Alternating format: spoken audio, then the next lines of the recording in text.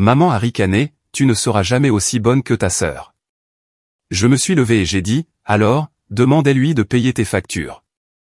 Je m'appelle Jeanne, j'ai 28 ans, et j'ai passé la majeure partie de ma vie à croire que j'étais la déception de la famille. Tandis que ma sœur Bérénice excellait dans tout ce qu'elle touchait, je semblais trébucher dans la vie, collectionnant les deuxièmes places et les compliments mitigés. Pendant des années, j'ai accepté mon rôle de fille inférieure, celle qui ne serait jamais tout à fait à la hauteur. Mais il arrive un moment où trop, c'est trop, où les mots blessent si profondément que quelque chose en vous finit par craquer. Ce moment est arrivé pour moi un mardi soir, lorsque ma mère a fait la comparaison la plus cruelle à ce jour. Ayant grandi dans la banlieue de Lyon, j'ai appris très tôt que je vivrais toujours dans l'ombre de Bérénice. Elle avait 2 ans de plus et semblait exceller sans effort dans tout ce qu'elle entreprenait. Alors que je luttais avec les mathématiques, Bérénice suivait déjà des cours avancés en seconde. Quand j'ai réussi à intégrer l'équipe de foot du lycée, maman me rappelait que Bérénice avait été capitaine de l'équipe au même âge. La comparaison a commencé modestement lorsque nous étions enfants. Pendant les réunions parents-professeurs, j'attendais dans le couloir pendant que maman discutait de mes notes médiocres, entendant toujours le nom de Bérénice mentionné comme la norme que je devais m'efforcer d'atteindre. Madame Dubois disait des choses comme « Jeanne est une fille adorable, mais elle manque de la motivation scolaire naturelle que Bérénice a montrée. » Maman hochait la tête solennellement, puis passait le trajet en voiture à m'expliquer comment je devais m'appliquer davantage. Bérénice a obtenu son baccalauréat avec mention très bien tout en jonglant avec ses fonctions de déléguée de classe, l'équipe de débat, ses responsabilités de capitaine et son bénévolat à l'hôpital local.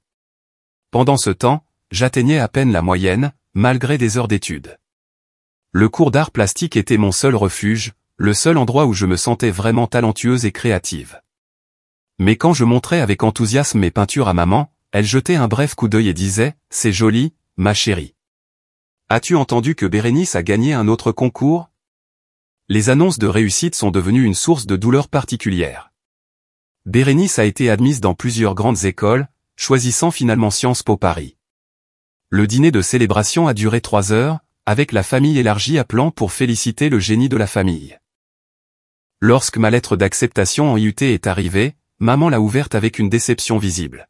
« Eh bien, soupira-t-elle, au moins tu continues tes études. » Bérénice a toujours dit que les formations courtes avaient un rôle important. J'ai essayé désespérément de trouver ma place tout au long du lycée. J'ai rejoint le club de théâtre en espérant que ce serait ma vocation, mais j'ai arrêté après que maman ait manqué ma performance dans le rôle principal pour assister au tournoi de débat de Bérénice. J'ai tenté l'athlétisme en pensant que cela me vaudrait peut-être une reconnaissance, mais j'ai arrêté quand maman a mentionné nonchalamment que Bérénice s'était également vue offrir des bourses sportives. Bien qu'elle ait évidemment choisi l'excellence académique à la place. Même mes capacités artistiques, que les professeurs louaient constamment, sont devenues une autre source de comparaison. Quand j'ai remporté le premier prix du salon d'art départemental pour ma peinture à l'huile, la réponse de maman a été tiède. L'art est un passe-temps charmant, a-t-elle dit. Mais le stage de Bérénice dans ce cabinet d'avocat sera bien plus valorisant sur un CV. Tu devrais envisager des activités plus pratiques. Le schéma s'est poursuivi sans relâche jusqu'à la remise des diplômes du lycée. Bérénice a prononcé le discours du major de promotion pendant que j'étais assise au milieu de la classe de diplômés, invisible et quelconque. Pendant la réception qui a suivi, les parents se sont rassemblés autour de Bérénice, lui posant des questions sur ses projets à Paris et louant ses réussites. Je me tenais près du buffet, largement ignoré, à l'exception de quelques demandes polies occasionnelles sur mes projets pour la rentrée. Même les photos de famille reflétaient notre statut différent. La cheminée affichait en bonne place la photo de remise de diplôme de Bérénice, entourée de ses divers certificats de récompense et de coupures de presse sur ses exploits. Mes photos de classe étaient reléguées dans un petit cadre caché derrière le trophée de l'équipe de débat de Bérénice.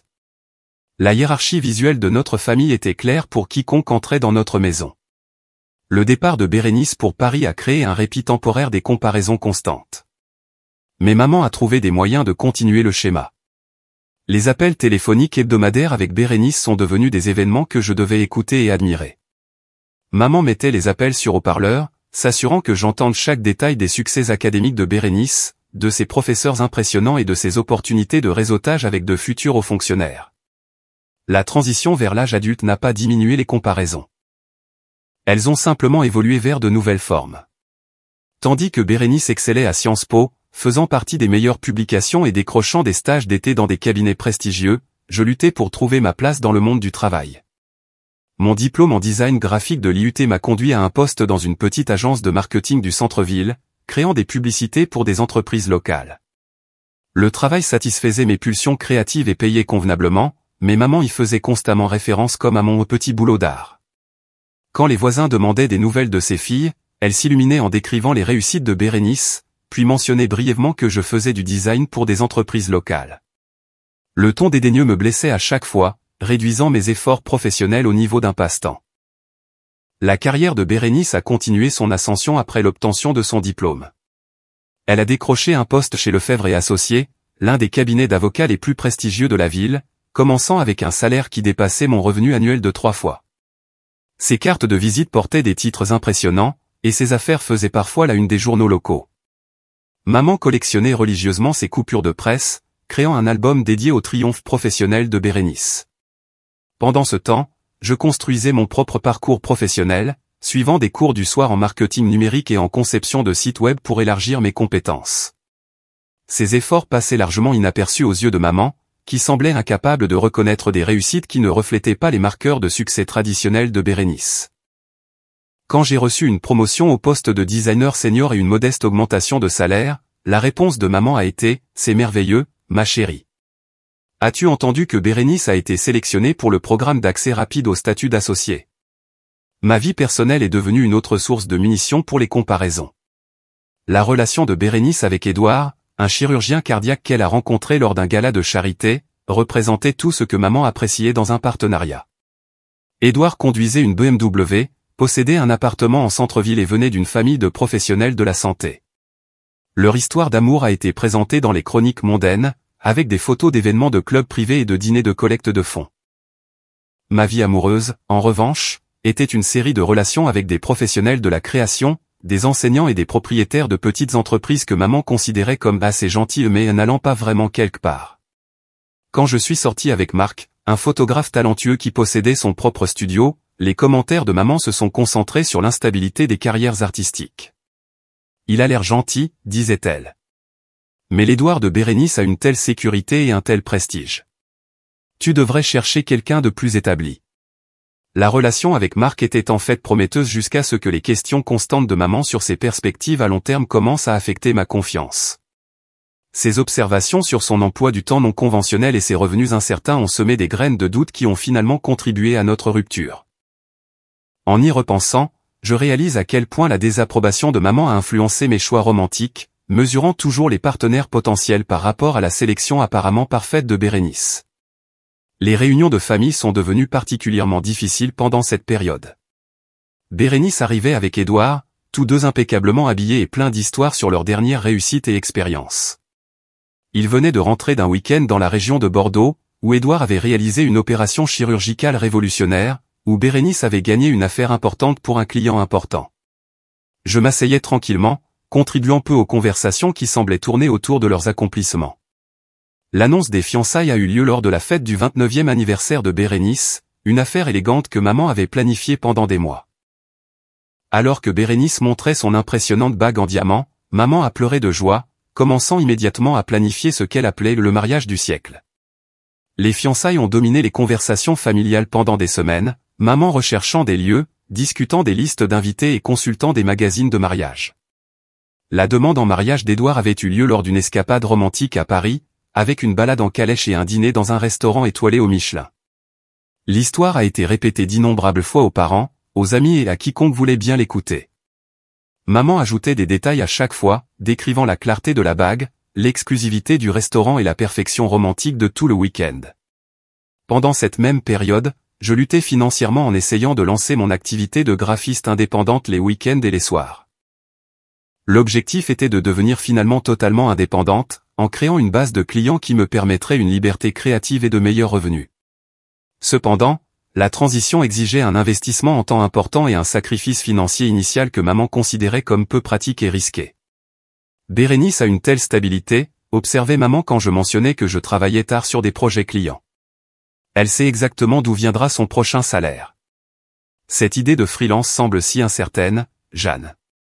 Peut-être devrais-tu te concentrer sur l'avancement dans ton travail actuel au lieu de ces projets annexes.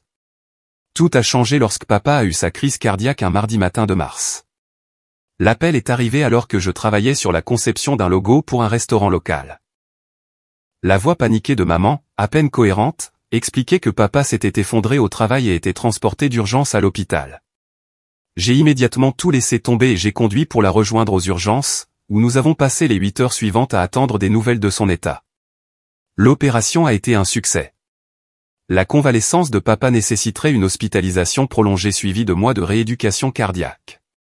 Plus important encore pour la stabilité financière de notre famille, papa serait incapable de travailler pendant au moins 6 mois, voire plus, selon ses progrès. En tant que proviseur de lycée, le salaire de papa avait été la principale source de revenus de notre famille, maman ne travaillant qu'à temps partiel dans une bibliothèque locale. Pendant la 2e semaine d'hospitalisation de papa, maman a finalement révélé toute l'étendue de leur vulnérabilité financière. Ils vivaient au jour le jour depuis des années, la plupart de leurs économies ayant été épuisées par des frais médicaux antérieurs et des réparations domiciliaires. L'absence prolongée de papa du travail créerait une crise immédiate, surtout combinée aux factures d'hôpital croissantes que leur mutuelle ne couvrirait pas entièrement. Je ne sais pas ce que nous allons faire, m'a confié maman lors d'une de nos visites à l'hôpital. Le crédit immobilier est dû la semaine prochaine, et nous sommes déjà en retard sur les factures. La fierté de ton père serait anéantie s'il savait à quel point les choses sont devenues graves. Ses mains tremblaient alors qu'elle calculait des chiffres sur un petit bloc-notes, essayant de faire fonctionner des mathématiques impossibles. Sans hésitation, j'ai proposé de les aider à couvrir leurs dépenses immédiates. Mon travail de freelance se développait régulièrement, et même si je n'étais pas riche, je pouvais gérer leur mensualité de crédit pendant quelques mois. Ne t'inquiète pas de demander à Bérénice, ai-je suggéré. Elle est si occupée avec la planification du mariage et son travail. Je peux gérer ça jusqu'à ce que papa se remette sur pied. Le soulagement de maman était palpable, bien qu'elle ait eu du mal à accepter l'aide de sa fille la moins réussie. Es-tu sûr de pouvoir te le permettre? Je sais que ton affaire d'art n'est pas exactement florissante. Le commentaire m'a blessé, mais j'ai ignoré la critique familière et je l'ai assuré qu'aider la famille était ma priorité. Au cours des semaines suivantes, j'ai pris des projets de freelance supplémentaires, travaillant 12 heures par jour pour couvrir à la fois mes dépenses et les factures de mes parents.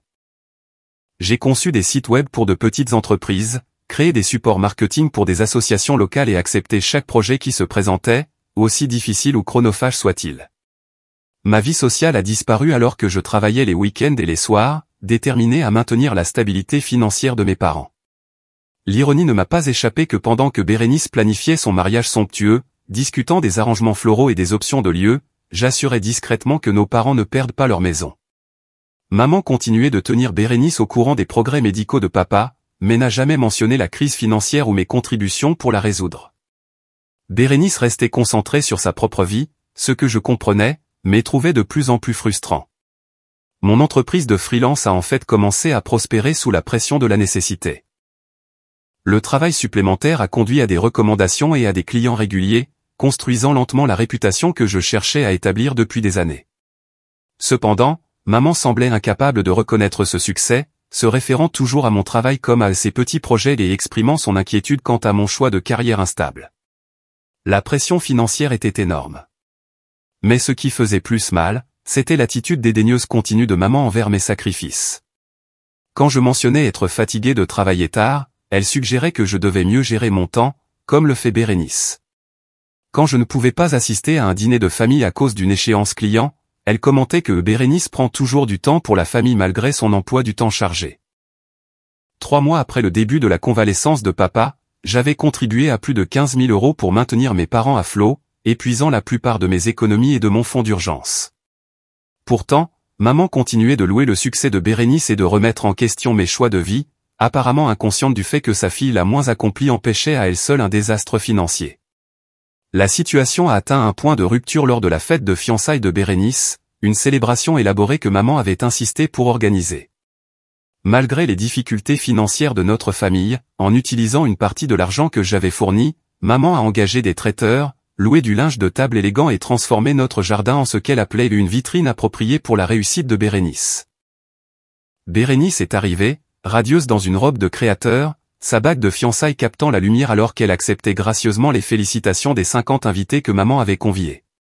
Édouard se tenait à ses côtés dans son costume parfaitement taillé, discutant de ses derniers succès chirurgicaux avec la foule rassemblée d'amis de la famille et de parents éloignés.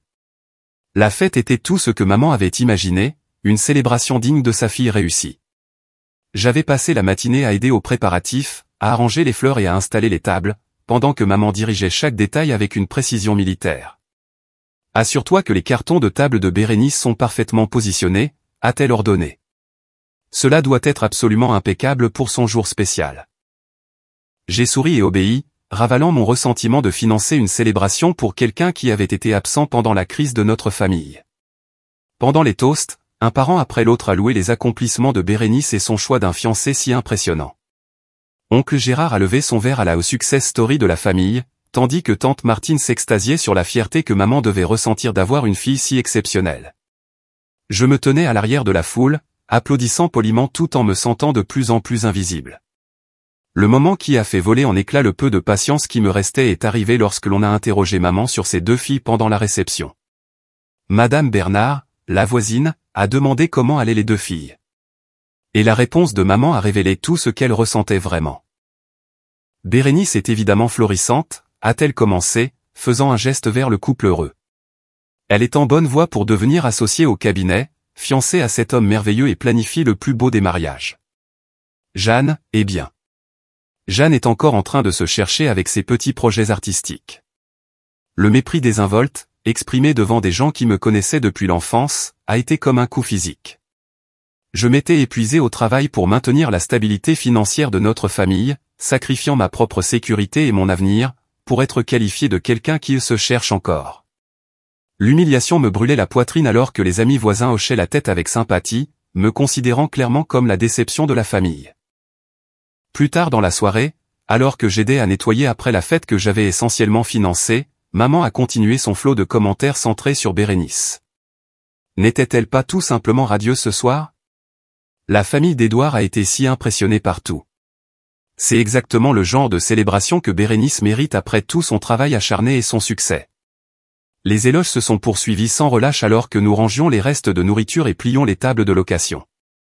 Chaque aspect de la soirée a été analysé et célébré, du discours gracieux de Bérénice aux charmantes interactions d'Édouard avec nos parents. Pas une seule fois maman n'a reconnu mon rôle dans la réalisation de cette célébration ou n'a reconnu que sa fille ratée avait été celle qui assurait que la famille pouvait se permettre de tels luxes. Mon épuisement n'était plus seulement physique.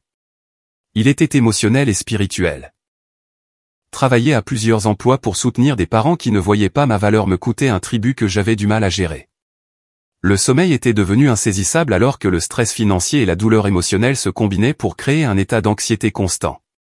Je sacrifiais ma santé, mes relations et mon avenir pour des gens qui considéraient mes contributions comme inadéquates. Le point de rupture approchait rapidement, même si je ne le reconnaissais pas encore. La combinaison de la pression financière, du mépris émotionnel et de la comparaison constante se dirigeait vers une explosion qui changerait à jamais la dynamique de notre famille. La petite fille qui avait toujours cherché l'approbation de sa mère atteignait enfin sa limite. 2 semaines après la fête de fiançailles de Bérénice, notre famille s'est réunie pour le dîner du dimanche, une tradition que maman avait maintenue malgré la convalescence de papa. Bérénice est arrivée avec une nouvelle excitante concernant sa dernière promotion au poste d'associé senior, accompagnée d'une augmentation de salaire substantielle qu'elle a annoncée avec une excitation à peine contenue.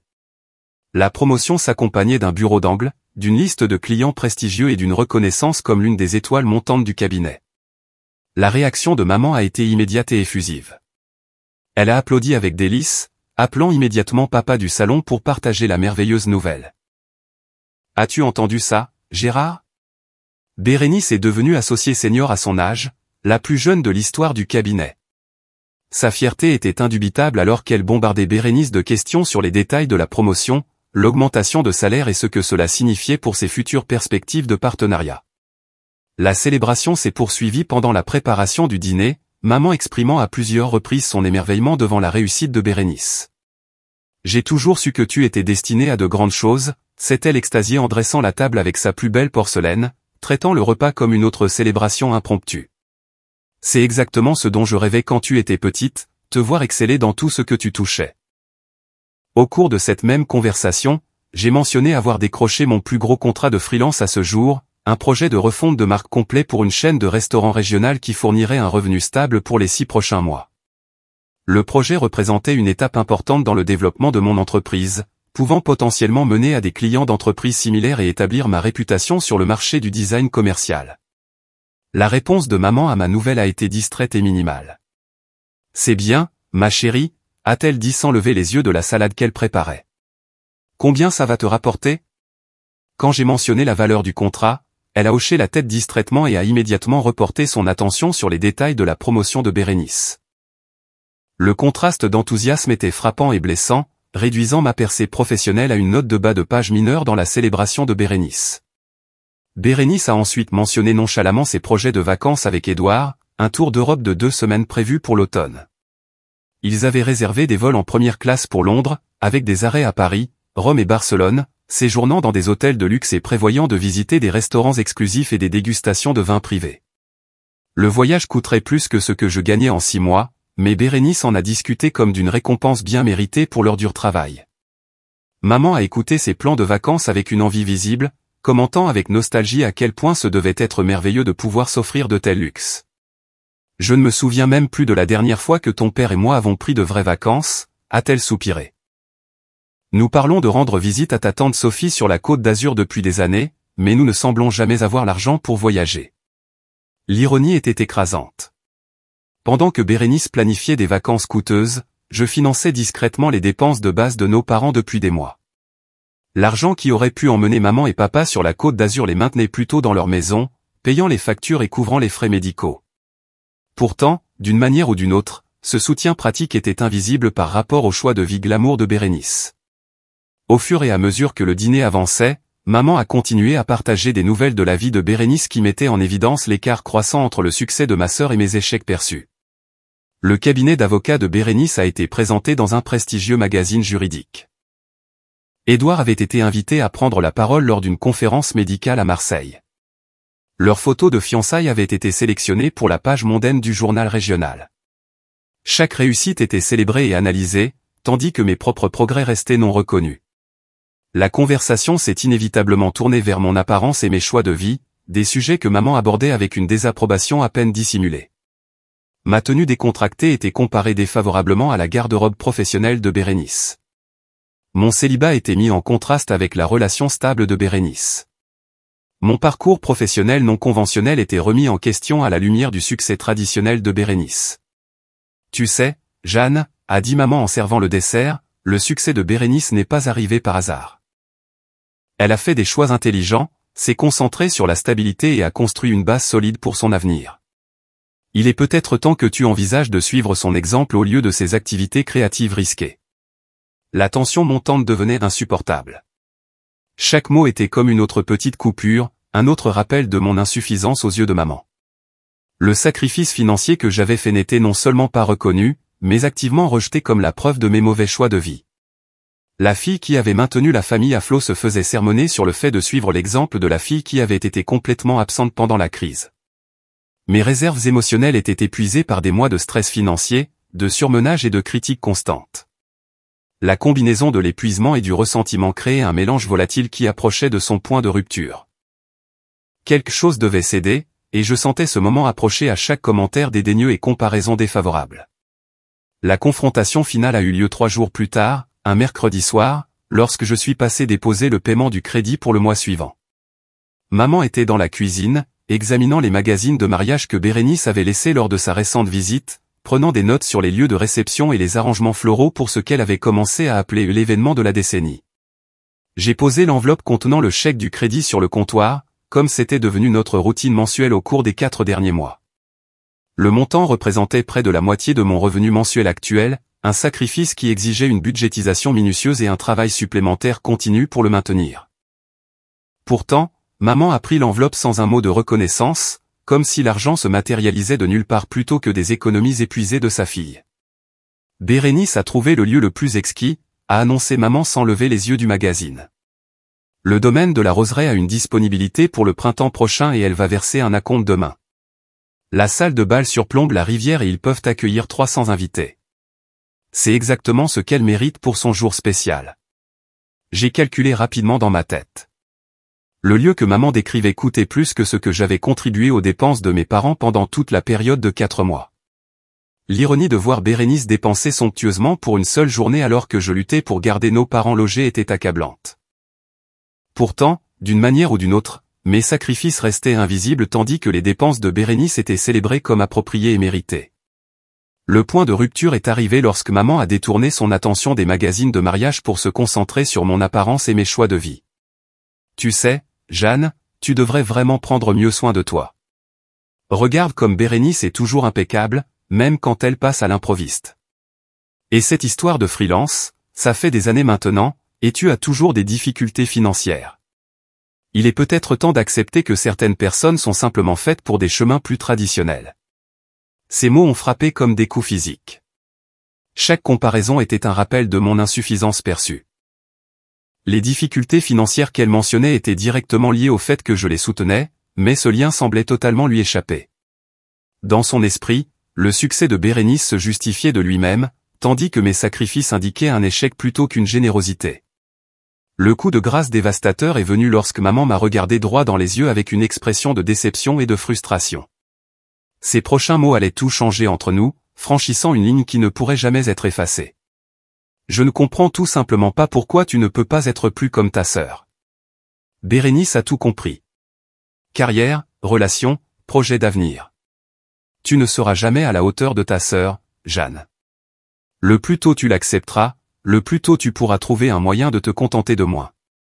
Les mots flottaient dans l'air entre nous, plus cruels que tout ce qu'elle avait jamais dit auparavant. La manière désinvolte dont ils ont été prononcés les a rendues encore plus écrasantes, comme si elle énonçait un fait évident plutôt que de détruire l'estime de soi de sa fille. Pendant 28 ans, j'avais soupçonné que c'était son véritable sentiment. Mais l'entendre énoncer si crûment était dévastateur. Mais quelque chose d'inattendu s'est produit à ce moment de douleur absolue. Au lieu de m'effondrer dans des sentiments familiers d'inadéquation et de honte, j'ai ressenti quelque chose de tout à fait différent, la clarté. Le brouillard d'années de doute de soi s'est soudainement levé, révélant la vérité sur notre situation avec une précision saisissante. Je n'étais pas l'échec dans ce scénario. J'étais la fille qui avait pris ses responsabilités quand c'était le plus important. La réponse qui est sortie de ma bouche m'a surprise moi-même par sa conviction calme. Alors, demande-lui de payer vos factures. L'expression de maman est passée d'une supériorité suffisante à une confusion choquée. Qu'est-ce que tu as dit? J'ai dit, demande-lui de payer vos factures.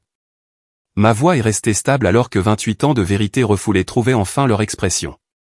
Demande à ta fille qui a réussi de couvrir votre crédit immobilier. Demande-lui de payer les frais médicaux de papa. Demande-lui de s'occuper des factures d'électricité, du paiement de la voiture et de toutes les autres dépenses que je couvre depuis 4 mois. La couleur a quitté le visage de maman alors que la réalité de mes mots commençait à s'imposer. Pour la première fois, elle était forcée de confronter la déconnexion entre ses perceptions et la réalité. La fille qu'elle avait louée avait été absente lors de la plus grande crise de notre famille, tandis que la fille qu'elle critiquait constamment avait tout maintenu à flot. La bouche de maman s'est ouverte et fermée plusieurs fois sans produire de mots, sa vision du monde soigneusement construite s'effondrant en temps réel. Le magazine a glissé de ses mains alors qu'elle luttait pour traiter ce que je venais de révéler, non seulement les faits sur l'absence de Bérénice, mais aussi les implications de ma présence pendant leur crise. Je ne réalisais pas, a-t-elle balbutié, mais je n'avais pas fini. Tu ne réalisais pas quoi, maman? Que pendant que Bérénice planifiait des fêtes de fiançailles et des vacances en Europe, je travaillais 16 heures par jour pour vous empêcher de perdre votre maison. Que pendant que tu te vantais de son bureau d'angle, je vidais mon compte d'épargne pour couvrir les factures médicales de papa.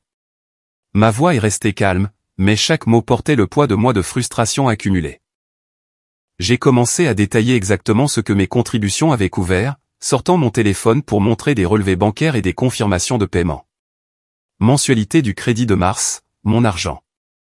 Facture d'avril, mon argent. Médicaments de papa sur ordonnance, mon argent. Le traiteur pour la fête de fiançailles de Bérénice, mon argent. La liste a continué alors que le visage de maman devenait de plus en plus pâle à chaque révélation. Pourquoi ne me l'as-tu pas dit, a-t-elle murmuré, bien que nous connaissions toutes les deux la réponse. Elle n'avait pas voulu savoir. Reconnaître mon soutien financier aurait nécessité de reconsidérer ses hypothèses fondamentales sur ses 2 filles. Je te l'ai dit, maman. Chaque fois que je te tendais un chèque, chaque fois que je mentionnais que je travaillais des heures supplémentaires, chaque fois que je disais que j'aidais avec les dépenses. Tu as juste choisi de ne pas le voir parce que ça ne correspondait pas à ton récit sur laquelle de tes filles réussissait et laquelle avait des difficultés. La vérité était libératrice d'une manière que je n'avais pas prévue. Des années de ressentiment refoulé se sont déversées alors que je décrivais les comparaisons constantes, les commentaires dédaigneux sur ma carrière, l'invisibilité totale de mes sacrifices. Sais-tu ce que c'est que de s'épuiser au travail, d'aider quelqu'un qui traite tes efforts comme s'il ne valait rien? De sacrifier ta propre sécurité financière pour des parents qui ne voient pas au-delà des accomplissements de leur fille préférée? Maman a commencé à pleurer, mais je ne pouvais pas arrêter le flot d'honnêteté qui se libérait enfin. Bérénice ne sait même pas pour les problèmes financiers de papa, n'est-ce pas? Parce que tu étais trop fière pour demander de l'aide à ta fille qui a réussi, mais parfaitement à l'aise de prendre de l'argent de ta fille décevante sans même reconnaître d'où il venait. La révélation sur l'ignorance de Bérénice concernant la situation de leurs parents était peut-être l'aspect le plus accablant de toute la confrontation. Maman avait créé une hiérarchie de filles si rigide qu'elle préférait accepter l'aide de celle qu'elle jugeait moins digne plutôt que de risquer de ternir l'image de celle qu'elle jugeait parfaite. Elle aurait aidé si elle avait su, a protesté faiblement maman, mais même elle semblait douter de la conviction derrière ces mots. L'aurait-elle fait? Ou aurait-elle été trop occupée avec ses affaires importantes et ses projets de vacances coûteuses? Tu ne le sauras jamais parce que tu ne lui as jamais donné la chance de prouver si ta fille parfaite se serait réellement manifestée quand la famille avait le plus besoin d'elle. La conversation s'est poursuivie pendant une autre heure, maman alternant entre justifications défensives et excuses larmoyantes. Elle a essayé d'expliquer son comportement comme venant d'un désir de vouloir le meilleur pour ses deux filles, mais les explications sont tombées à plat face à la réalité de la façon dont son favoritisme s'était manifesté lors d'une crise réelle. J'ai clairement indiqué que même si je ne regrettais pas d'avoir aidé pendant l'urgence de papa, j'en avais fini d'être traité comme la fille inférieure tout en fournissant le plus grand soutien. Je ne te demande pas de m'aimer plus que Bérénice, ai-je expliqué. Je te demande de me voir clairement, de reconnaître ce que je contribue réellement au lieu de ce que tu penses que je devrais contribuer. La dynamique entre nous avait changé de façon permanente pendant cette confrontation dans la cuisine. Pour la première fois de ma vie, maman était forcée de me voir tel que j'étais réellement, plutôt que comme une version décevante de ce que Bérénice représentait. La conversation s'est terminée avec sa promesse d'appeler Bérénice et d'expliquer toute la situation, y compris mon rôle dans leur maintien financier. Les semaines qui ont suivi notre confrontation ont apporté des changements que je n'aurais jamais pu anticiper. Maman a bien appelé Bérénice, et cette conversation a duré plus de 2 heures alors qu'elle expliquait non seulement les problèmes de santé de papa, mais aussi la crise financière et mes mois de soutien. La réaction de Bérénice a été un mélange de choc, de culpabilité et d'offres immédiates d'aide pour l'avenir. Bérénice m'a appelé le lendemain, la voix discrète et pleine de remords. Jeanne, je n'avais aucune idée de tout ça. Maman n'a jamais mentionné de problème financier et je supposais que la mutuelle de papa couvrait tout. Je me sens terriblement mal que tu aies géré tout ça seul. Son remords sincère était évident, et pour la première fois depuis des années, nous avons eu une conversation honnête sur la dynamique de notre famille. J'aurais aidé immédiatement si j'avais su, a-t-elle poursuivi. Je n'arrive pas à croire que je planifiais des vacances coûteuses pendant que tu vidais tes économies pour les maintenir à flot. Ce n'est pas le genre de personne que je veux être. Bérénice s'est immédiatement arrangée pour prendre en charge les principales dépenses à l'avenir, y compris les frais médicaux de papa et la création d'un fonds d'urgence pour les crises futures. Plus important encore, Bérénice a commencé à comprendre comment les comparaisons constantes de maman nous avaient affectés toutes les deux. Je n'ai jamais réalisé la pression que tu subissais, a-t-elle admis. J'ai toujours pensé que les éloges de maman n'étaient qu'une fierté parentale normale, mais l'entendre décrire comment elle te parlait me rend malade. Tu as été la responsable depuis le début, et j'ai été complètement inconsciente. La relation entre Bérénice et moi a commencé à guérir d'une manière que je n'aurais pas cru possible. Nous avons commencé à avoir des conversations téléphoniques régulières où elle me posait des questions sur mon entreprise et écoutait réellement mes réponses. Elle a commencé à me référer des clients quand ils avaient besoin de travaux de design, et elle a pris soin de mentionner mes réalisations professionnelles lors des réunions de famille. La transformation de maman a été plus graduelle et tout aussi significative. Le choc initial de réaliser son erreur de jugement a évolué en un effort sincère pour changer des schémas de comportement ancrés. Elle a commencé à poser des questions sur mes clients par leur nom, à célébrer quand je décrochais de nouveaux contrats et à s'arrêter au milieu d'une phrase quand elle commençait à faire des comparaisons entre Bérénice et moi. Le changement n'a pas été parfait ni immédiat. des décennies de schémas de pensée établis ne disparaissent pas du jour au lendemain, et maman retombait occasionnellement dans ses vieilles habitudes. Mais maintenant, quand elle se surprenait à faire des commentaires dédaigneux sur ma carrière ou à me comparer défavorablement à Bérénice, elle s'arrêtait et s'excusait. « Je suis désolé, Jeanne. » C'était l'ancienne moi qui parlait. « Dis-moi plus sur ce projet qui t'enthousiasme. » Peut-être le plus significatif, maman a commencé à reconnaître mes contributions publiquement. Quand les voisins demandaient des nouvelles de ses filles, elle a commencé à mentionner le succès de mon entreprise aux côtés des réalisations juridiques de Bérénice. Bérénice se débrouille à merveille au cabinet d'avocats, et Jeanne a bâti une entreprise de design si impressionnante. Je suis fier de mes deux filles pour des raisons différentes. La stabilité financière de la famille s'est considérablement améliorée une fois que Bérénice s'est impliquée.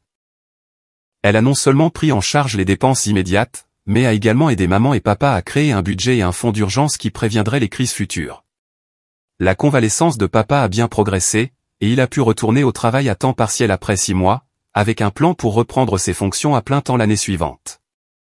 Ma propre vie a commencé à s'épanouir une fois que la pression financière a été soulagée et que le soutien familial a remplacé la critique familiale. L'entreprise de freelance a continué de croître, atteignant finalement le point où je pouvais quitter mon emploi de jour et me concentrer entièrement sur ma propre entreprise. La confiance qui est venue du fait de m'être enfin affirmé s'est traduite par de meilleures relations avec les clients et des projets plus ambitieux. J'ai également recommencé à sortir, cette fois avec l'assurance de savoir que ma valeur ne dépendait pas de l'approbation des autres. Quand j'ai rencontré Thomas, un enseignant et musicien amateur, je l'ai présenté à ma famille sans anxiété quant aux critiques potentielles de maman.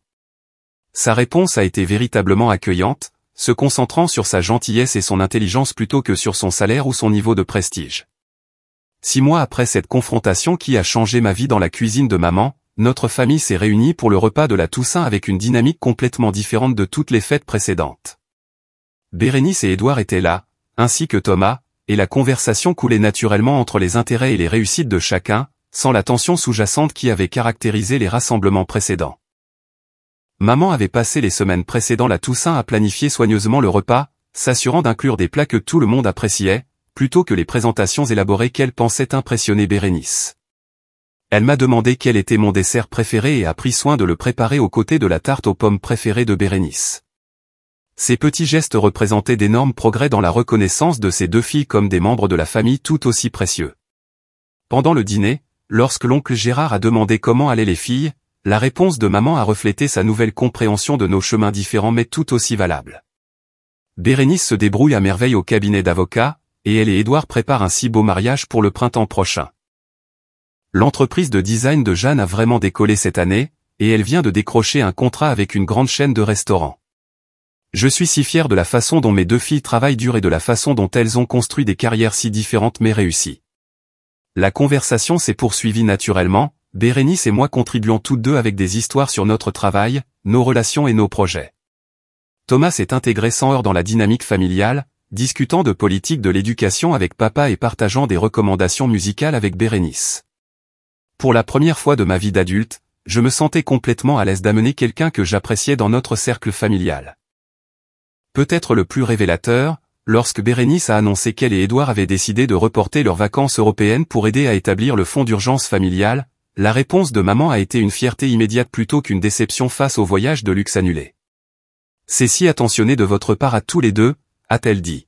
« La famille passe avant tout, et savoir que nous avons cette sécurité aidera votre père et moi à beaucoup mieux dormir. » La soirée s'est déroulée avec une chaleur et une connexion sincère qui manquaient à nos interactions familiales depuis des années. Nous avons joué à des jeux de société après le dîner avec maman, riant de mes terribles tentatives aux charades et applaudissant quand Thomas et moi avons gagné au Scrabble. La compétitivité était amicale plutôt que chargée de comparaisons ou de jugements sous-jacents. Alors que j'aidais à nettoyer après le dîner, maman m'a prise à part pour une conversation privée. « Jeanne, je veux que tu saches à quel point je suis désolé pour toutes ces années où je t'ai fait te sentir inférieure à Bérénice. Vous étiez toutes les deux de merveilleuses filles de différentes manières, et j'étais trop aveugle pour le voir. Tu as sauvé notre famille cette année, non seulement financièrement, mais aussi émotionnellement. Tu m'as appris à être une meilleure mère. » Ses excuses étaient sincères et précises, reconnaissant non seulement des erreurs générales, mais aussi des incidents particuliers qui m'avaient blessé au fil des ans. Elle a fait référence au mépris du salon d'art, aux critiques de carrière et à des dizaines d'autres moments où elle n'avait pas réussi à voir ma valeur. Je ne m'attends pas à ce que tu oublies toutes les fois où je t'ai laissé tomber, a-t-elle poursuivi. Mais j'espère que tu peux voir que j'essaie de faire mieux à l'avenir. Le processus de guérison n'était pas terminé, mais il était sincère et continu. Nous avions établi de nouveaux modèles de communication basés sur l'honnêteté plutôt que la comparaison, le soutien plutôt que la critique. Bérénice et moi développions une relation d'adulte basée sur le respect mutuel plutôt que sur la dynamique compétitive imposée par le favoritisme parental. Mon entreprise a continué de prospérer à mesure que ma confiance grandissait et que mon réseau professionnel s'étendait. Le contrat avec la chaîne de restaurants a conduit à d'autres clients d'entreprise et j'ai pu embaucher une assistante pour m'aider à gérer la charge de travail croissante. Plus important encore, je poursuivais des projets créatifs qui m'enthousiasmaient plutôt que d'accepter simplement n'importe quel travail disponible pour répondre à des obligations financières.